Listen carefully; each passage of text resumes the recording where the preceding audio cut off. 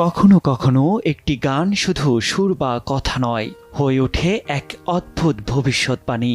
প্রেম, বেদনা আর অপেক্ষার মিশেলে তৈরি পিয়ারে গানটি একসময় ছুঁয়েছে লাখো মানুষের হৃদয়, কিন্তু সময়ের সঙ্গে সেই গানই হয়ে উঠেছে অদ্ভুত ট্র্যাজেডির প্রতিধ্বনি।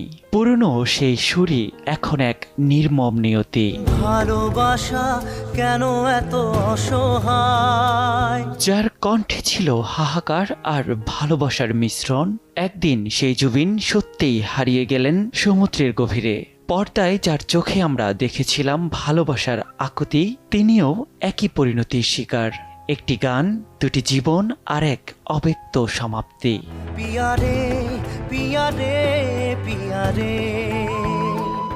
২০২৫ সালের ১৯ সেপ্টেম্বর সিঙ্গাপুরে সমুদ্রের পানিতে ডুবে মারা যান জুবিন।